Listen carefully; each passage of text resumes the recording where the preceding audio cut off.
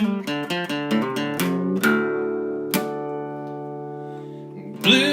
line books outdoors. October 28th, and the rain finally stopped, so that's good. But the temperature's gone up over the last 24 hours. Yesterday morning it was 33, and this morning it's about 40. And the pressure kind of dipped a little bit. But hopefully that rain stopping is a good thing.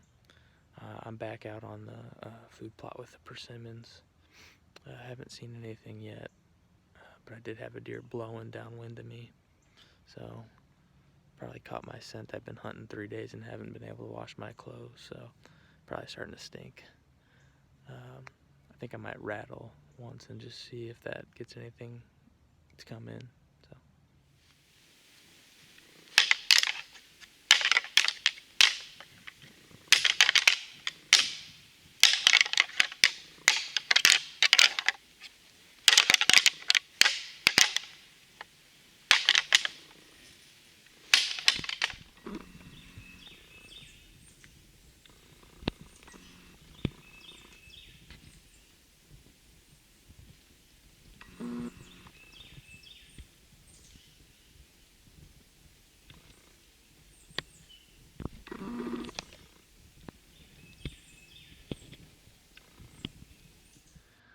I wasn't able to get any video, but I had 3 different bucks come by this morning, and they were all using the same travel corridor to the south. And then every time they get downwind of me, they would blow and run off. So I pulled out of there pretty early. It is 11 o'clock now. My plan, the wind has changed. It's out of the east now. I'm gonna go set up my climber on that travel corridor, and hopefully intercept the buck coming through there. Each time I would rattle, those bucks would respond to it, so I might try rattling. My plan is to sit either till dark or till it starts to rain, because there's a chance of rain again at like 5 o'clock. So I'm just gonna go in real slow, pick a good tree, take my time, try not to sweat, and just see what happens. Okay, I'm all set up. From the time that I started walking to the time I got in the tree ready to go is only like 45 minutes, so that's not too bad. I didn't sweat at all, which almost never happens when I'm using a climber stand. I'm basically set up, or just off of the trail that I saw all those deer coming down this morning. I saw 5 deer use the same trail in an hour and a half. So I'm real excited about this setup. The wind is basically in my face, and all those deer should come from in front of me. So, I mean, I got a big cedar right here to block stuff walking as it's coming in. I'm so excited about this spot. I might rattle a little later on. I'm just gonna sit till the rain starts, or till it's dark. And I can see a long way in every direction, and it's pretty quiet, so I should be able to hear anything coming too. Pretty fired up.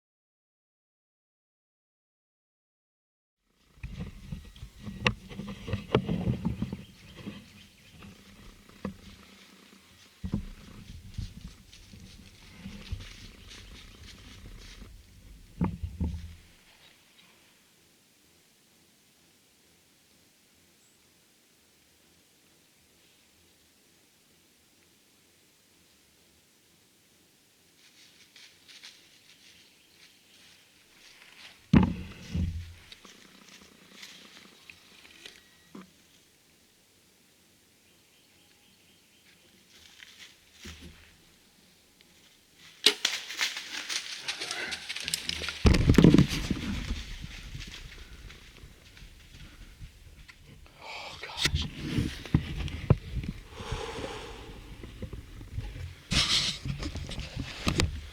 I don't know how much of that I got on video, but he was big. And I think I put a really good hit on him.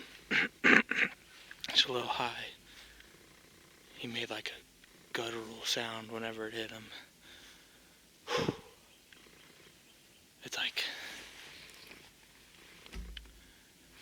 10 minutes into shooting time, so the light's not very good.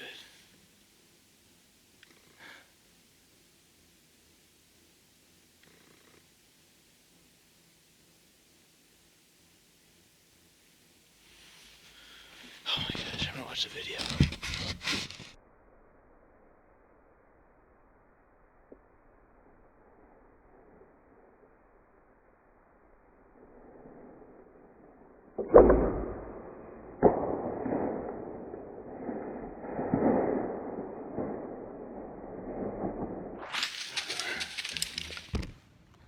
Okay, it's been like an hour since I shot. And since in that time I've had 3 other bucks come through. I got video of some of it. And then I had what I assume is a buck chasing a doe. Excuse me.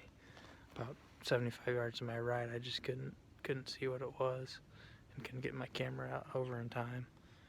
So I'm gonna get out of here as quietly as possible, which I know it's hard to do in a climber stand, so I'm just gonna go really, really slow because that deer's within 100 yards, I think. Hopefully he's dead by now, but I think just because of how high I hit him and the angle I was at, I hit probably one low. So I'm just gonna sneak down.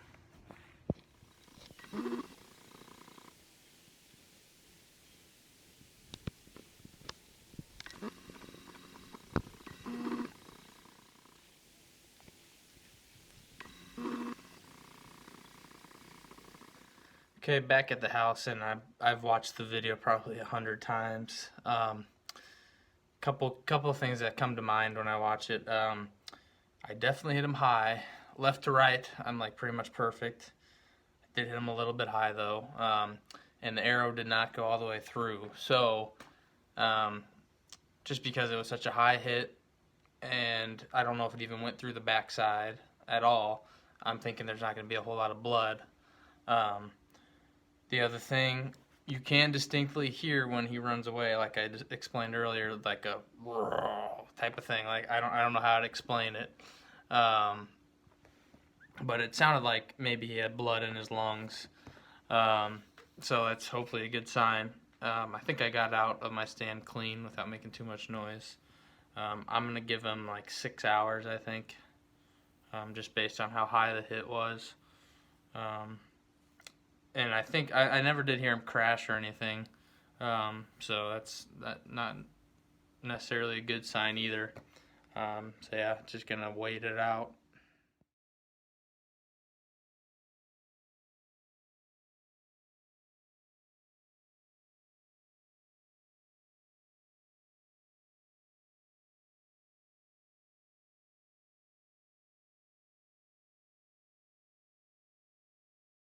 The agent didn't even get out of the car. This was like in August, we were walking it, so, trips and everything.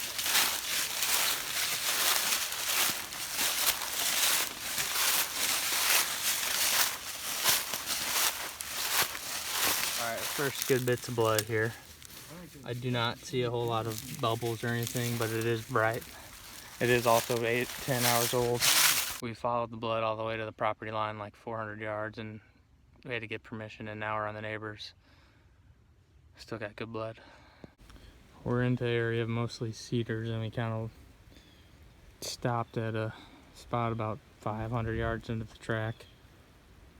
So, gonna let the dog do its work and see if he can get us back on the path.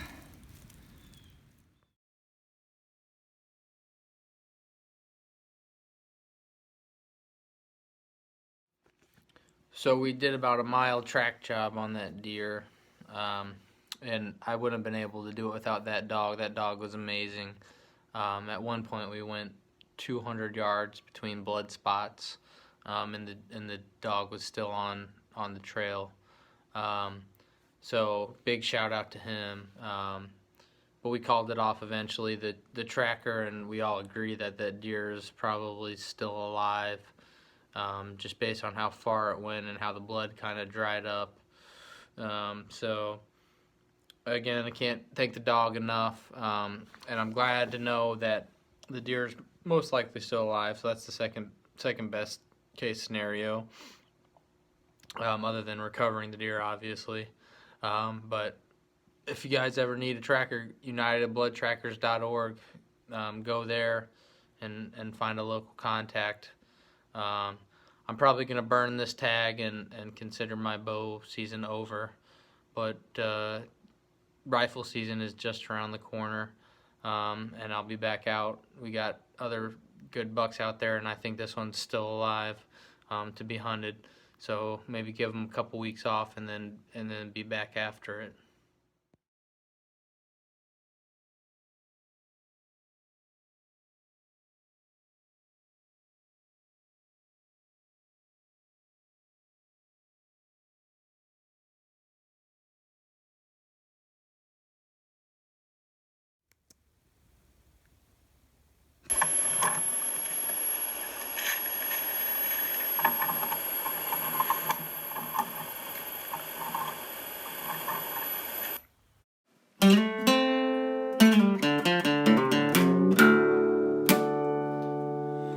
Blue line book saddle,